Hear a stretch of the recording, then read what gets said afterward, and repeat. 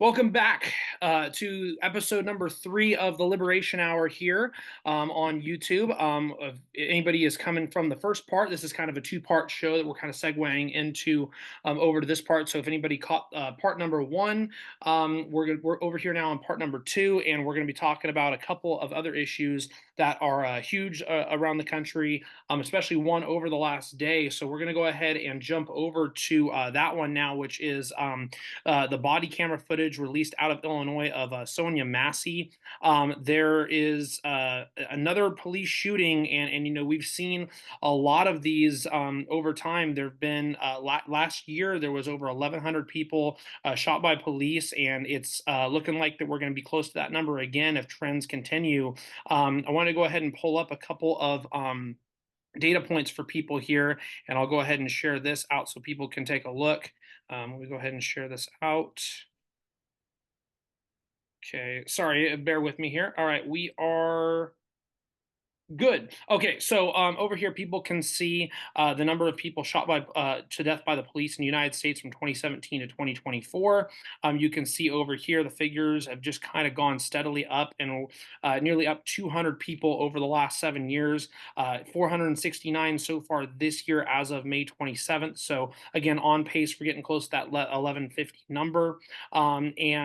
So this is just another example of another case of one of these police shootings. And so basically what happened, this is out of Springfield, Illinois, happened a couple weeks ago, and the body cam footage has been released. The family of Sonya Massey, a 36-year-old black woman who was shot in the face and killed by a white sheriff's deputy in Illinois, have said police initially tried to cover up her shooting. Police audio obtained by The Guardian features someone on scene the night of Massey's killing, presumably a deputy, saying Massey's wound was self-inflicted. A dispatcher asked to confirm, and the person on scene repeats self-inflicted. The recording is in line with what the family says is misleading information given by police when Massey was taken to a hospital where she was pronounced dead.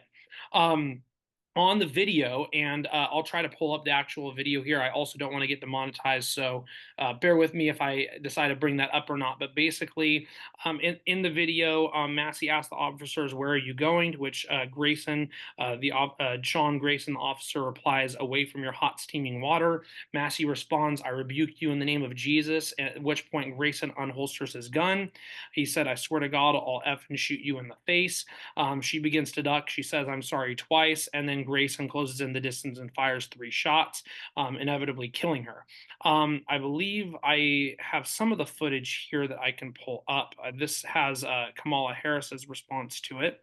And if it's not here, then well, I won't pull it up. You can go ahead and watch the footage yourself out there. Again, I don't want to be demonetized or anything, but yeah, basically, she called the police over because there was somebody that on her property that she did not recognize, and she felt like that maybe, hey, we're getting stalked here, or maybe there's something going on here, and the cops looked all around the house and there was nobody there, came in and got identification of the woman.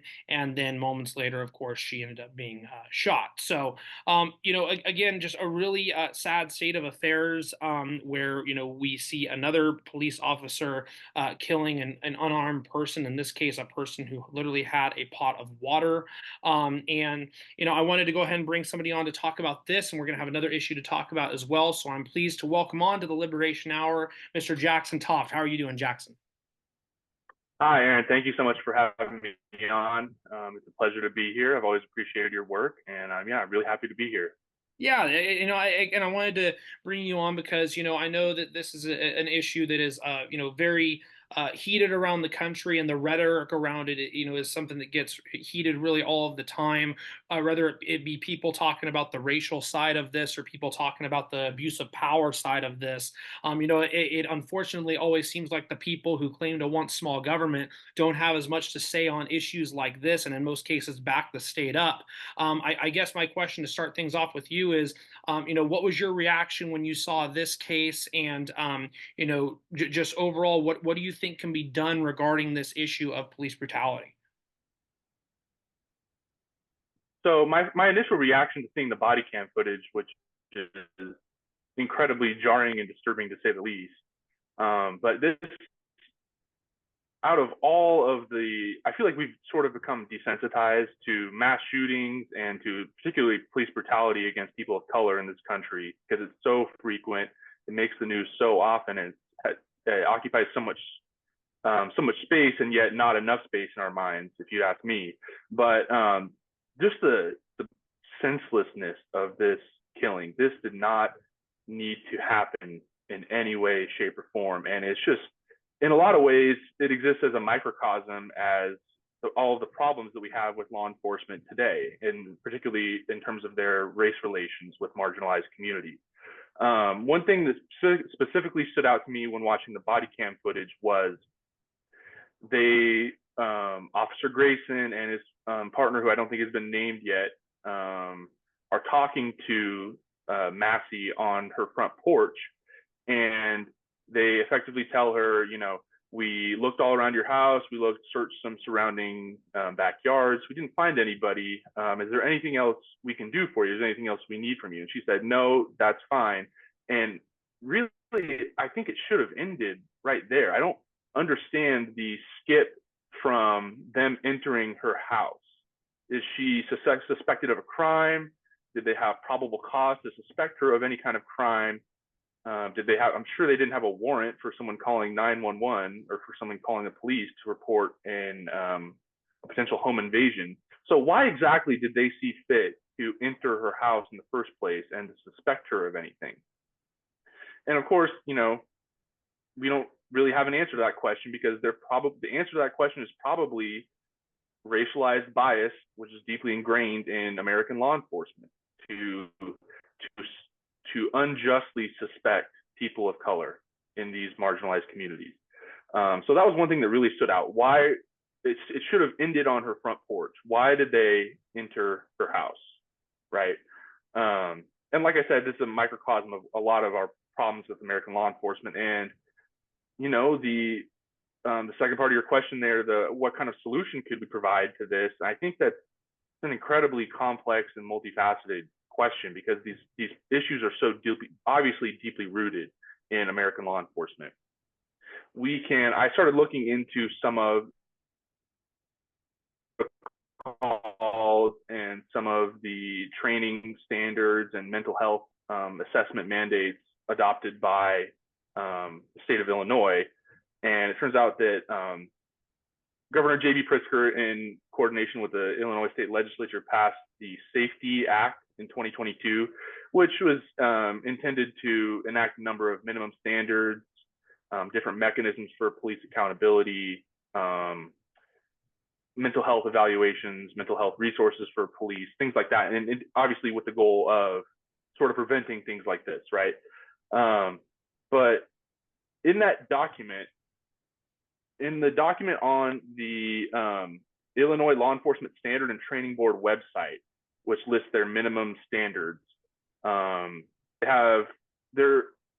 are annual requirements, testing requirements, 3-year requirements, 5-year requirements, and then one specifically for use of force. The only one of those requirements that has any minimum hour amount attached to it is the use of force testing requirement. All of the other standards do not have a minimum number of hour requirements for these trainings to be satisfied. So I think, it's a step in the right direction, but as the Massey case demonstrates, it's obviously inadequate in addressing these issues. My personal opinion is there's a between needing to have people, needing to staff the police force, and wanting a high standard, a high vetting standard for who is able to have the ability of state monopoly on the some life through greater society, possibly, right? And so I really it comes down Oh, I'm sorry. I think vetting. your mic might be cutting out a little bit. Maybe try unplugging and plugging it back in. It was cutting out a little bit there. Sorry about that. Yeah. It's still cutting out a tad bit.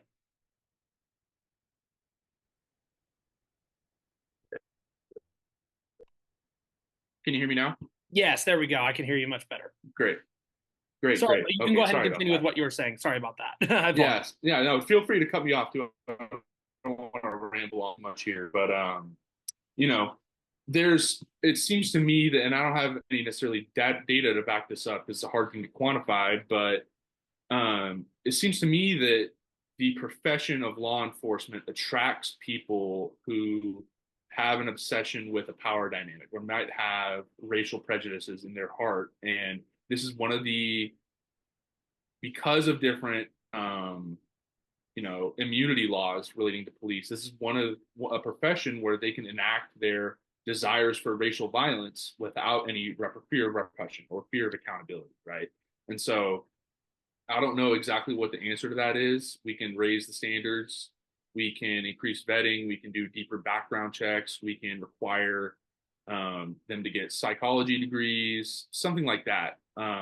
But I think ultimately, like I said, this profession as a whole, this institution attracts people who want to act out their racialized violent desire for racial violence. Yeah, and I would expand upon that too, and even just say, just want to just have an abuse of power and want to just be controlling, maybe have a bit of a controlling mindset too, Mhm. because well, there's definitely the racial side of it. I mean, people will point to the fact that, oh, there's more white people that get killed by police than black people, which is true. But if you look at it in the proportion of population, it's actually a lot closer than people would think out there. And there's also a lot more to police brutality than just killings. There's many people that are injured. There's many people that get incarcerated. um, for example, there's way more African American people that get incarcerated for nonviolent drug crimes in this country than there are white people that get incarcerated for them. Of course, you can go all the way back to the 80s with the crack cocaine versus powder cocaine issue that happened with that as well, especially in the Los Angeles area, but really all across the country during that time with the war on drugs, and it continues to this day. So, even if you don't want to look at it from the racial point of view, you can at least look at it from the abuse of power point of view and the fact that our tax dollars go towards this. We have tax dollars that are going towards killing our own people in this country. And then you have people that go out there and just defend that, the same people that would be the ones that defend small government. In response to what you were saying regarding the have racial biases, and this also goes along with abuse of power. I wanted to mention this because I know I talked a couple of weeks ago on this show, and I'll go ahead and share this for everybody who's listening as well. That police officers in this country have actually done a lot of training overseas in Israel, which is, of course, right now carrying out a genocide against the Palestinian people. And this goes back to 2016. The U.S. Department of Justice published a report that documented widespread constitutional violations, discriminatory enforcement, and a culture of retaliation within the Baltimore Police Department. This, of course, goes back to 2016 with everything that happened in Baltimore at that time. But they're not the only ones. Officers from Florida, New Jersey, Pennsylvania, California, Arizona. The list goes on, including the D.C. Capitol Police, have all traveled to Israel for training. Many of these trips are taxpayer funded, while others are privately funded. Since 2002, the ADL and the ADL, the American Jewish Committee's Project Interchange, and the Jewish Institute for National Security Affairs have paid for police chiefs, assistant chiefs, and captains to train in Israel and in the occupied Palestinian territories. Amnesty International, other human rights organizations, and even the U.S. Department of State have cited Israeli police for carrying out extrajudicial executions and other unlawful killings using ill treatment and torture, suppression of freedom, including those through government surveillance and excessive use of force against peaceful protesters. So you see some of that stuff, the government surveillance, the acts against peaceful protesters that happen in this country all the time as well. So it's just amazing to me that where we have some of our police officers also training, and that does not help when it comes to maybe some of the biases that they may have already had, as you mentioned. That just kind of exacerbates the problem a little bit as well. And then, as you kind of alluded to towards the end of your point, the lack of accountability. And this is another piece that I can bring up here. This is from Vox, that only 2% of officers that that have committed a fatal shooting in this country actually get prosecuted for murder. About 1,000 fatal shootings are reported each year in the U.S. The arrest rate is around 1%, never higher than 2%. Some of these, of course, perhaps are justified in cases of violent criminals actually, putting a gun in the officer's face or actually, being ready to hit them with a blunt object. But the number of police officers prosecuted is very low. Of the 139 officers that have been arrested for murder or manslaughter due to an duty shooting. Only 44 were convicted. Just 42 of the cases were still pending. This goes as an article back from late 2021, so I'm sure these numbers are higher since then. Only 7 officers have actually been convicted of murder in police shootings since 2005, with the prison sentences ranging from 81 months to life. And we've seen, a lot of these court cases that are getting more national attention, which is, bringing more people out to the streets to protest over this issue. But at the same time, on the flip side, and this goes for Democratically or Republican cities, you also are seeing a lot of these cop cities being set up as well, such in Atlanta, where they're building $90 million facilities just to train the police. So, you can look at it from the perspective of things are getting better because we're putting body cameras on these officers and we're able to see these acts and these heinous, acts throughout court proceedings that are nationally televised. But then you can also look at it and respond by saying, look at all of the weapons we're still giving these police officers. Look at how much money we're still spending on them to, have, training facilities, and look at the lack of accountability that there still is out there. So I definitely think that there are steps that need to be changed. The main thing that's going to be hard is getting away from the divisive language on this issue, because as long as you have these people, people bickering and defending, while you have other people trying to call them out for what they're doing, then we're never going to get anywhere, because it's all it's going to be is a culture issue. We saw that with Colin Kaepernick, for example, of the 49ers, when he was protesting police brutality by kneeling for the national anthem. It completely took away from the issue of police brutality and became about respect of the country. So I think that we've got a long way to go, and I think the thing is we have to have people with the correct intent of what they're actually trying to argue, and have the media do their job in terms of actually talking about this issue in an accurate way. Yeah, it's a really great point there, Aaron. Couldn't agree with you more. Oh, and I think that the point you made about them training with the IDF and the implicitly the increasing militarization of our police speaks to the discrepancy between what we actually want our police to do. What is their purpose, right? And I think most people in their idealized version of America think the purpose of the police is to be community servants, to protect and serve, to help people with whatever they need to prevent, to help bring justice to criminals, right? To prevent crime, also with the threat of them being there. They're not meant to be a domestic military force, which is what so many of them have become and have chosen to put their funding towards. And so, I think that's certainly has to be a big part of it. Mandating that the funding they receive goes towards prevention of senseless killings and murders like this. And part of that is who the people are that are becoming police, and part of that is are they spending money on giant tanks and body armor and assault rifles, or are they spending money on their education and their training and their conflict resolution, conflict de-escalation strategies, things like that. But there is a contingent in this country, I think, that believes that this is what the police should be doing, is being a military force to oppress marginalized communities and to keep them in their place. And of course, a lot of people won't be willing to come out and say that, but if you look at a lot of the details and sort of read between the lines, I think that's readily apparent to most people. And another thing you said about the accountability, I think that's has to be an integral part of any solution to this problem, is accountability for police officers who commit acts like this. Because at the current moment in time, a lot of them in a lot of states have really sweeping immunity laws that protect them, and they can claim, oh, it was self-defense in a lot of different ways, and they can turn off their body camera. Like I believe Grayson turned off his body camera during the shooting, and his partner was the one. His partner's body camera was on. That was some of the reporting I saw. I'm not 100% sure on that, but I know the main footage has come from his fellow officer. Yes. Mhm.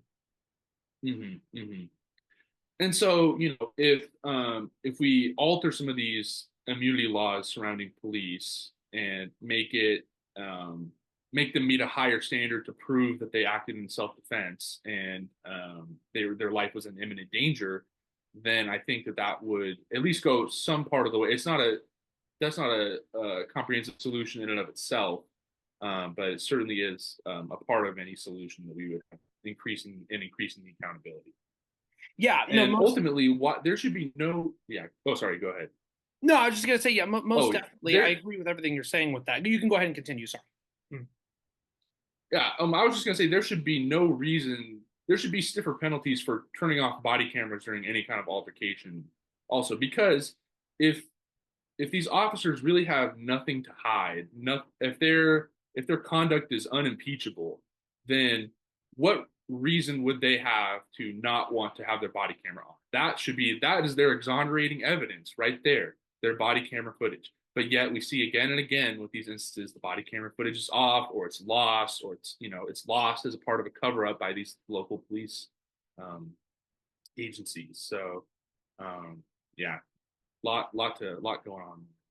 Yeah, and in regards to still talking about accountability and these solutions too, um, you, you know I, I don't expect things to really change under either presidential candidate, especially with the history of Kamala Harris and regarding what she has done as prosecutor and basically has been a cop before. And obviously, I don't expect things to change under Trump necessarily with this issue, even though Harris has come out and gave her words on this, shooting and how she condemns it and all that stuff.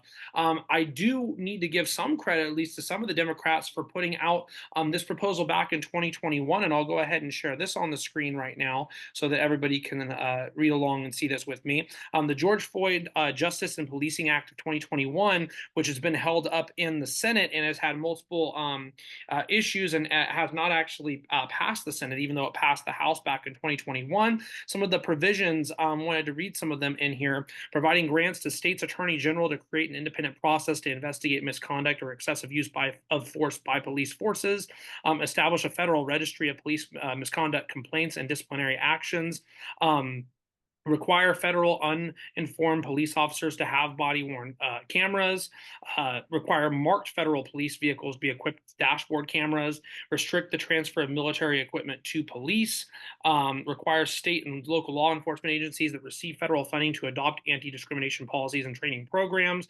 including those directed at fighting racial profiling, prohibiting forces such as chokeholds or holds, which can, for example, that led to the death of Eric Garner in New York, and require agencies to receive federal funding to adopt the same prohibition. This one, I think, is also very huge, prohibiting the issuance of no-knock warrants, basically allowing police to just conduct a raid without someone knowing in there or announcing themselves. I think that's a major issue as well. Those typically happen in the federal drug investigations, as shown in here on the screen. Changing the threshold for the permissible use of force by federal law enforcement officers from reasonableness to only when necessary to prevent death or serious bodily injury. And I think it's important while we talk about this too, and I think a lot of people will grant this point a lot of the time, is that it is a very difficult job. We're not saying, we hate police, and we're not saying that, this is an easy job to do. And certainly, if there's any situation where there's even the possibility of a threat to your physical or well-being, that's going to be a very difficult thing to do. But I think that's also why these people hold that job, is that they're supposed to be prepared for situations like this and be able to hold them to a higher standard in that sense. So I think a lot of these things that are put out in these provisions for that act and that was failed to pass the Senate. I think that would definitely be a good step in progression of helping on this issue and getting to a good place. You kind of mentioned what a lot of people see police as is just kind of community servants, and I think that while they certainly do participate a lot in their communities, I think it would help to obviously develop more of a relationship with the community as well. I think that would always be it's always a good thing and is never wrong too. So there's a lot that needs to change on this issue for sure. But I know one thing, and that's that there's a lot of people in this country that are sick and tired of their tax dollars going towards this. And as long as these issues continue, I think the rhetoric's only going to heat up, and eventually it's going to have to come to a head at some point. Something's going to have to change. Absolutely. And the George Floyd Justice and Policing Act of 2021 that you mentioned is a great step forward. And I believe that that's is that still in the House, or has that made it to It the passed Senate the yet? Do House. you know? It's had two different. Past the House It's stalled twice now in the Senate, committees. and is kind of still just held up in committee. Okay. Yeah. Gotcha. Okay, so that would be a good at least first step forward, implementing all those different accountability provisions and, like you said, the demilitarization of it. Um, yeah. Um, just anecdotally, I believe that well, the I believe that the minimum hour required amount of training required to become a police officer in the state of California is less than what it takes to become a licensed cosmetologist. And I'm not sure. I heard that anecdotally a while ago. I'm not 100% positive on that, but if that is in fact the case, how backwards are our priorities where someone who does nails and cuts hair is held to a higher minimum, just the basic number of hours they have to put in. That's not even regarding the specific training, but just the number of hours.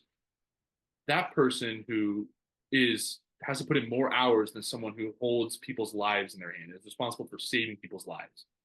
And Yeah. that's just utterly ridiculous. And yeah, and to go off of that, you're 100% right, because the California Board of Barbering and Cosmetology requires for a cosmetologist that they do 100 or 1,000 hours, for a barber 1,000 hours, and a hairstylist 600 hours. Whereas in California, Post does not have reciprocity with other states. They have a basic course waiver process for individuals who want to become a peace officer, that they have completed at least 664 hours of general law enforcement training. So you are correct on that point. Wow. So that's 300 plus and a 300 plus hour discrepancy between licensed barbers and hairdressers and police officers. Yeah, it's crazy. That is unbelievable. Unbelievable. Yeah. Well, not to back. Oh, sorry. Go ahead. No, you're good. Go for it. Sorry. Oh, sorry. No, I was just gonna say, not to backtrack much, but in terms of Grayson specifically in the Massey case,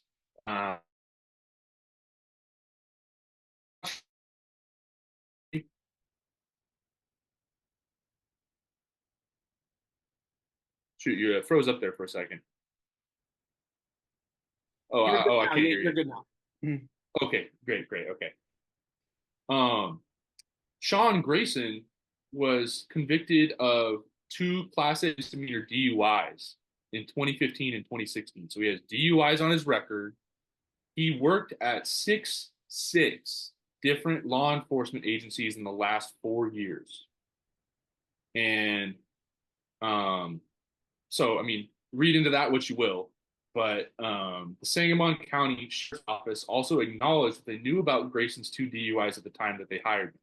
And look, I want to be fair here, and I understand that people change, people make mistakes, and DUIs aren't necessarily an indicator of your character in the long term. But when we're talking about the level of responsibility that these police officers have, literally holding people's lives in the palm of their hand, I personally think that's unacceptable. Anything on your record is unacceptable for you to become an officer, in my humble opinion. But I just wanted to throw that in there too, in terms of the Massey story. Just Grayson does have a history of crime, so.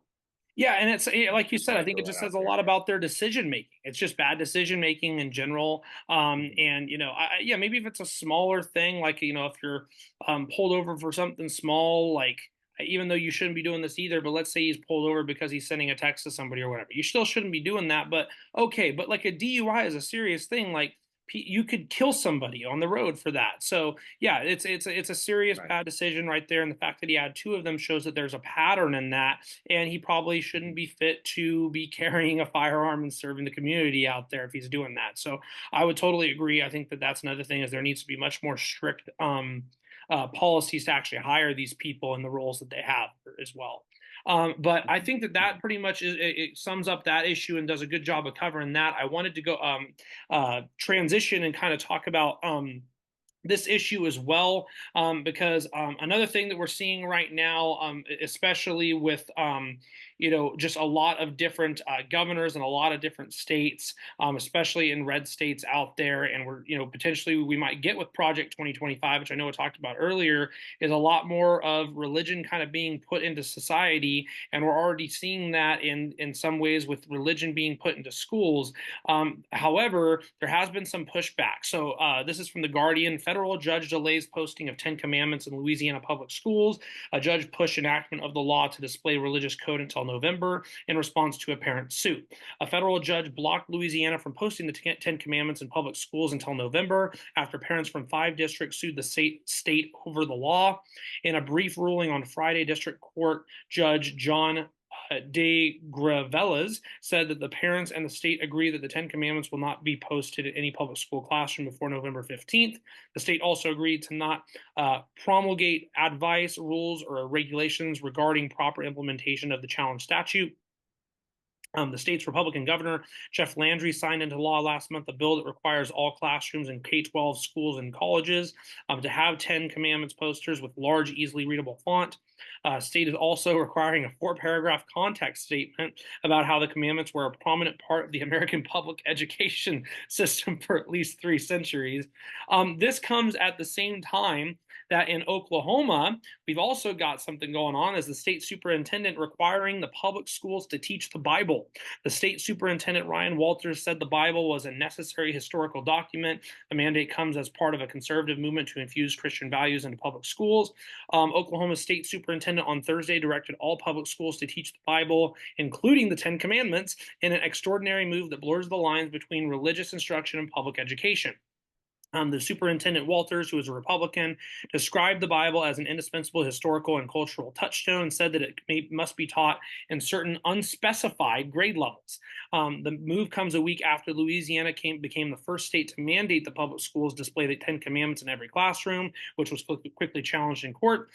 This could also provoke another fight over the role of religion in public schools. So again, it's just it's just so funny to me that again you have people that claim so much to care about the Constitution that cannot understand the difference of the separation of church and state as is stated in our main founding documents out here. And like my whole take on it is this, because there have been growing support for people wanting the Bible to be taught as like an elective class, like having biblical studies as an elective class. I think I've seen the numbers over 50% for that. Only 6% though feel that it should be required, at least as of 2019. Again, the First Amendment of the Constitution: Congress shall make no law respecting an establishment of religion or prohibiting the free exercise thereof. You can argue it's not the federal Congress that's making this law; it's the state Congress, but still, it is a state that is enforcing this law or forcing this upon people. And my whole take is you're going to have plenty of people, while Louisiana and Oklahoma are majority Christian states, you still are going to have students at these schools who are Buddhist, who are Muslim, who are Hindu, who are Jewish. For example, in Oklahoma City alone, there are 9 Buddhist temples, 4 Muslim mosques, 2 Hindu temples, 6 Jewish temples or synagogues. So, what about those students and kids? If you're going to teach one religion, shouldn't you have to teach them all? To me, it's just it sets a horrible precedent going forward, and it really kind of puts us back in time, because again, we should mainly be teaching kids history. We don't need to teach everything regarding religious history. We can certainly teach conflicts that have happened. We can teach the positives and negatives it has had, and we can teach it in an elective, in an elective, but not having basic regulations on how they're going to teach this and forcing these schools to teach this, not only makes it hard on the teachers that are already there to teach it in a certain way, but B, it also completely discriminates against an entire group of students, whether they're Jewish, Buddhist, agnostic, atheist, whatever. It completely says, screw those kids. We only care about the Christian kids and we only want to teach this form. To me, it is, if it's not unconstitutional, it's very much bordering on it. And I think that it's something that will be challenged. And I guess my question for you, Jackson, is how do you expect things to kind of go with this in these couple of states over the next year? And hypothetically, if we do get President Trump again, do you see some more of these laws being put on books in some states where they do kind of force this more in the public sphere? Well, regrettably, Aaron, I think it really, a lot of the where this is going to go does hinge on this November election. And Trump is elected, this has been increasingly, Christian nationalism has been of the mainstream Republican Party platform. And if Trump gets elected, especially with his dominance of the Supreme Court, which we have seen is willing to sort of act as almost sycophants to him over the past decisions in recent months. If Trump is elected, now if Kamala Harris is elected, on the other hand, I do see us returning more to adhering to the Constitution. But I mean, you're absolutely right. It's just, I struggle to find the words sometimes to adequately describe my shock and disgust that in the year 2024, this is where we're at. We have states mandating religions in publicly funded schools. And one other angle I wanted to point out to you, not only is it just the kids of different religious backgrounds, their families also, those are the people that pay taxes, that fund these schools with their local property tax dollars or whatever system it may be. Their tax dollars are funding these schools, which are effectively indoctrinating their children into a religion that they don't believe in. And so that is just, to me, my interpretation of the Establishment Clause of the Constitution, that is fundamentally at odds with it. I'm aspiring legal career, but I'm far from some kind of constitutional legal expert here. But I don't think it takes a legal expert to read the Establishment Clause and say these laws contradicted, are at odds with it. What was I going to say? So the Establishment Clause reads as, Congress shall make no law respecting an establishment of religion or prohibiting the free exercise thereof, or abridging the freedom of speech or of the press, or the right of the people peaceably to assemble and to petition the government for a redress of grievances. Right? Shall make no law respecting an establishment of religion or prohibiting the free exercise. So, you can get in their best argument is probably semantics, and they say Congress, this isn't Congress, this is a state legislature, but state legislatures are required to adhere to the Constitution as well. So I think that their argument is tenuous at best, in my opinion. And it's also important, I'm sorry to interrupt, but it's also important to note, yeah, go ahead. There's the Supremacy Clause of the Constitution, which states that federal law overrides state law. So right there, it shows right then and exactly. There, it is unconstitutional. Mm-hmm. Absolutely. And I think there's a couple important distinctions to be made in this discussion, or one important distinction at least. I have no problem with an academic study of these religious texts from a purely from a dispassionate academic standpoint. What are the effects of these texts on history, right? I think that that's different than teaching the text as history. Imagine if teaching the Bible as literal history is tantamount to having kids read the Odyssey by Homer and saying this is word for word 100% factual history. And it's just, no respectable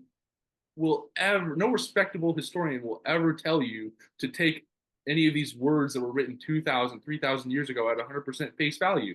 Now, are there instances where there are events described in the Bible that have tangible archaeological evidence to support them? Yes. That doesn't mean that that doesn't confirm the divinity of Jesus Christ. That doesn't confirm any of the other more supernatural elements of the Bible. And so, I think that's an important distinction to make, that there's an academic study of them, and then there's teaching them as literal history, which are, very different, obviously.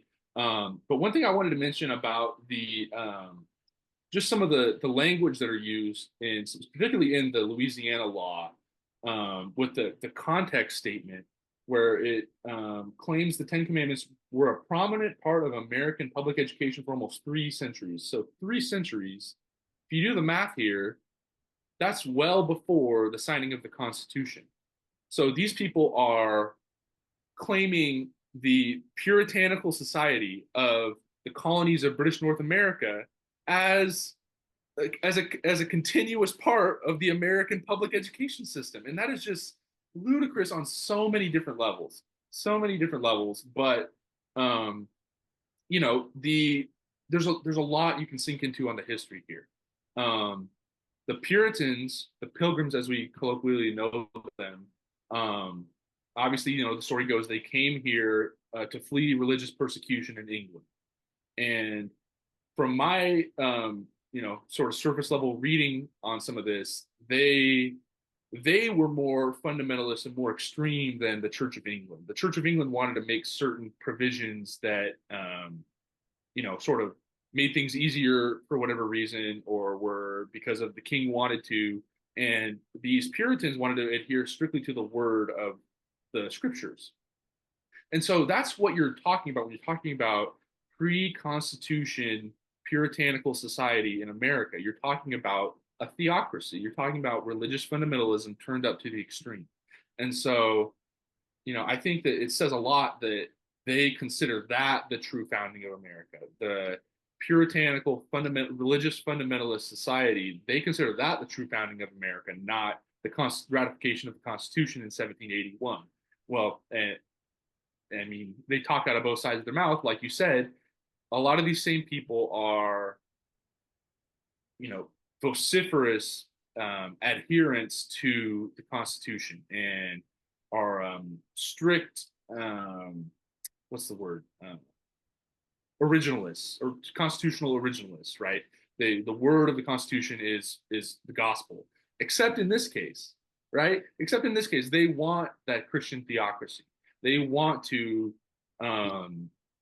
force their religious dogma on the rest of society, and it's becoming more and more clear, and it's becoming more and more sickening. And I think that the optimist in me believes that most average normal Americans who aren't obsessed with politics and in all these echo chambers online, who actually touch grass, I sorry, but I want to believe that they are fed up with this just as much as we are, just as much as the broader left are. That the middle Americans who believe in the right to freedom of expression, freedom of religion, will reject this in the way. Yeah, well, and again, when you get into the religious side of things and a lot of this stuff, I mean, a lot of Americans still, there is a majority of Americans that obviously still are Christian and religious. There's obviously a lot of people that still do understand the Constitution and respect that front. That's why on many aspects of Project 2025, you've seen Trump that actually have good political instincts distancing himself from that, even though he knows he clearly has people that have been in his administration before that have been writers of that and that would support some of these policies. But he's smart enough to know, hey, these policies don't get over with the American people. And if I want to win, I'm not saying I can't enact this stuff, but at least for now, I can't say I like it because I ain't going to win if I do. And that's the thing. These policies aren't popular with the American people. And, as you mentioned, it is very un-American in a way. As you mentioned, it goes back before the founding of America. And a lot of people, know that a lot of our founding fathers in this country were really deists. They believed in a God, but they weren't necessarily like believing, hey, I believe in everything that the Bible says, or I believe in everything that the Quran says, or whatever. No, I believe there's an entity out there, but I don't necessarily know what that is, and I'm not going to govern my government off of that. And so, I think when people actually dive into the historical part of this country, you'll realize a lot of these arguments are just batshit insane. And again, it's sad because a lot of these people also are the ones that want to pull their kids out of public schools because they don't trust what those teachers would say. Well, then why do you want to force the teachers to be the ones that are instilling the values in your kids when this is something that you could just be doing at home or you could be doing on Sunday at church? Why does it need to be in the public Right. schools as well? Are you telling me like you actually do trust these people here now? So it's complete and utter hypocrisy on many different levels. I completely agree with what the Mhm. point that you made there.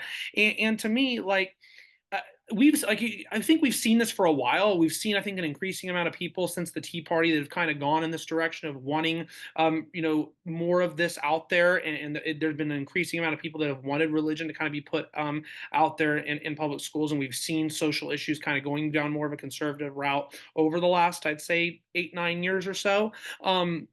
But something's going to come to a head, and I think that again, courts are going to challenge this. And as you mentioned, I think a lot is going to ride on November as well. If we do get Trump back in office, I'm sure that we will have a lot of people being put in high courts where they won't be challenging some of these policies, and it's going to take a while to go back to where we won't have these laws on the books. But if we do have other administrations in there, then we might have a chance to actually not have that. And one other point I wanted to bring up on this front too regarding religion. And again, this is coming from a person who I'm an agnostic. Okay, so you don't have to. I'm not saying I hate religion. I don't like it, but I'm not going to go out there and criticize you if you're a religious person. You're more than welcome to go out there and believe in what you believe in. 99% of people believe in that. Okay, and the 1% that don't, those people are just as anti-democratic or anti-constitution. Okay, don't those people, ignore those people. My whole point on this is if you do teach religion through a historical context, like you mentioned, you're going to realize that a lot of the conflicts and a lot of the wars that have happened around this world in the last 500 years have been, you guessed it, because of religion. And again, there's been so much unnecessary bloodshed in relation to a lot of this that, again, if and a lot of those have been people that are either monarchs or leaders that have been super religious people too. So we are very fortunate, even though we've been at war for a lot of our country's history, and some of those have been honestly probably some on the basis of religion as well. We've been very fortunate that things have not gotten worse because of some of those respects as well.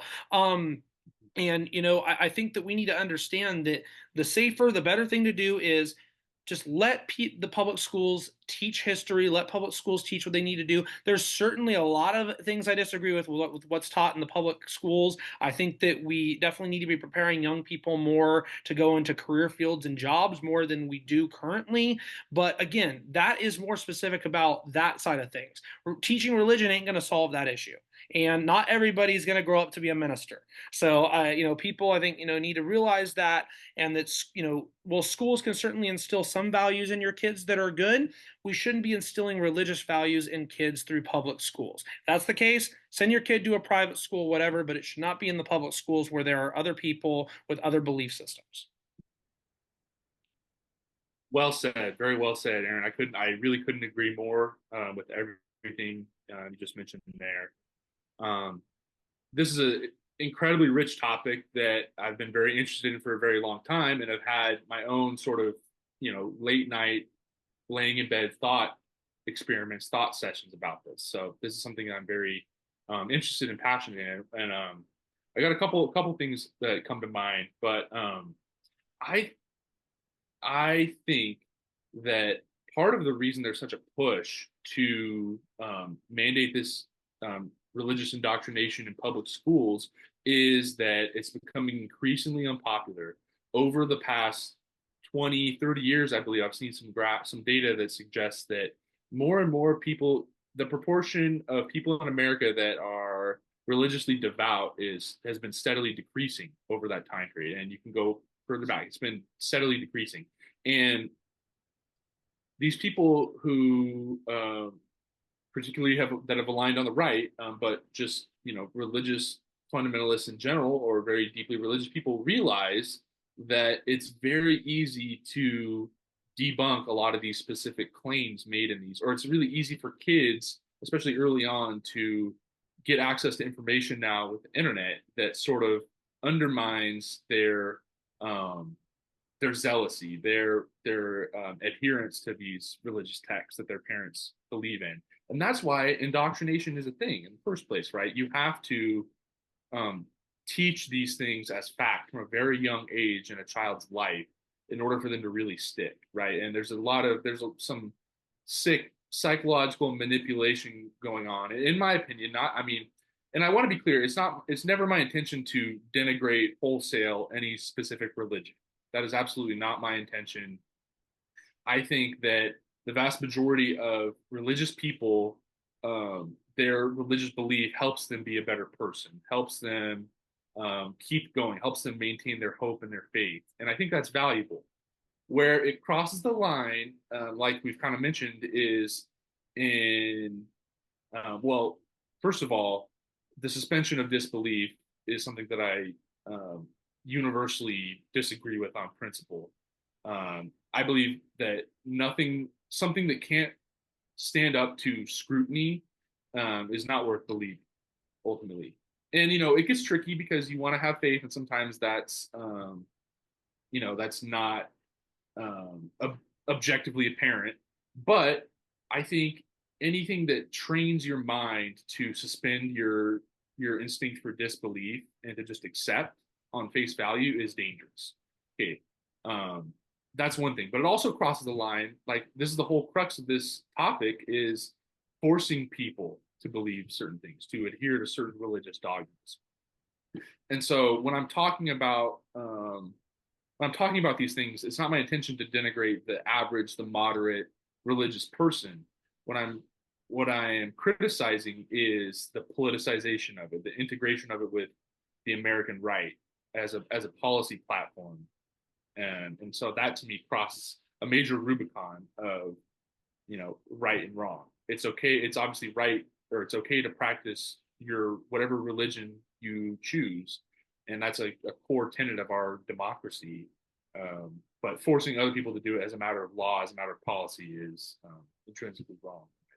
Yeah, and I just wanted to conclude what you were saying by sharing this, and just so everybody can see this. This is a survey that was done by the was it Public Research Institute back in 2022. So as part of the American Values Atlas, a random sample of 40,000 respondents from the Ipsos Knowledge Panel shows that most trends in religious affiliation moved a little between 2021 and 2022. The proportion of white Christians in this country has remained steady at 42% after a long decline from 72% in 1990. And then white Christians ticked back up in 2020 and 2021 to 44% before returning to 42. But the number two most religious group, and the reason I put up quote signs for religious group, is unaffiliated at 26.8%. So you're having a lot more people in this country, a growing number, that have become, non-religious. And then that might be one of the main reasons too that people are trying to force this back onto people, is they want kids at a young age. As you mentioned, a lot of times too, if they get to the kids at a young age too, they're going to be just indoctrinated in that stuff. They want to get them to believe because they see the country going in that way. And let's be real for a second. A lot of people who are non-religious, admittedly, are going to be more on the left. Now, there's certainly people out there that are non-religious that are on the right 100%. I'm not saying that there's plenty of people that are religious that are on the left too. 100%. The first guest I had on my show, Kendrick, is a very religious person, but he's on the left. This is not saying that there aren't specialties, but in a majority of cases, a lot of non-religious people tend to be more left-wing. A lot of religious people will tend to be more right-wing. Okay, so I guarantee you that's a big part of it as well. And I don't see really anybody making that point out of it too. So again, I think a lot of it's just going to come down to what happens in the courts, and really what comes down in November, like you were saying. But yeah, it's definitely something that I'll be keeping my eyes on for sure. But with that being said, hey Jackson, I just want to say thank you so much for coming on. You've been great, really providing all of your expertise and your thoughts on all of this stuff. It really means a lot. So I'm glad things are going well for you, and I hope things continue to go well. And I really appreciate you coming on today, man. Hey, thanks so much, Aaron. I had a blast. I love talking politics, man. If you ever need a guest in the future, please feel free to hit me up. I'd love to come on again. But thank you so much. Of course, man. Sounds great. All right, take care. Take care. All right, so that was Jackson Tofft. Really huge thank you for him coming on and talking all of that stuff with me. I wanted to conclude the show by talking about one other issue, and it actually relates back to something that I talked about a couple of weeks ago, and that is, the Trump assassination and the Secret Service and excuse me, the Secret Service director actually stepped down after she was grilled yesterday at a hearing. So she resigned. Kimberly Cheatle resigned on Tuesday in the aftermath of the assassination attempt on former President Trump and the outcry about how the agency failed its core mission to protect current and former presidents. She faced growing calls to resign and several investigations into how the gunman was able to get so close at the rally in Pennsylvania. She said, quote, I take full responsibility for the security lapse in an email to staff obtained by the AP. Quote, in light of recent events, it is with a heavy heart that I have made the difficult decision to step down as your director. Her departure was unlikely to end the scrutiny of a long troubled agency after the failures of July 13th, and it comes at a critical juncture ahead of the DNC and a busy presidential campaign season. So basically, she is out, and now Homeland Security Secretary Alejandro Mayorkas has appointed Deputy Director Ronald Rowe as the acting director of the Secret Service. He has worked with the agency for 23 years.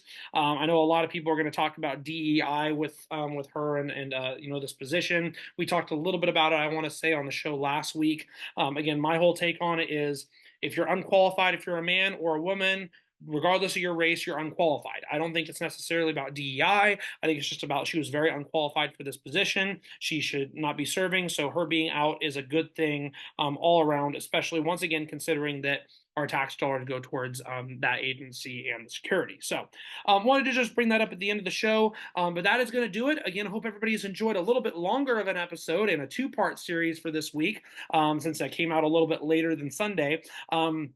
I'll do my best to try to stay on schedule with these going forward. I'm going to have something going on this Sunday, so it'll probably be more like Monday or Tuesday next week.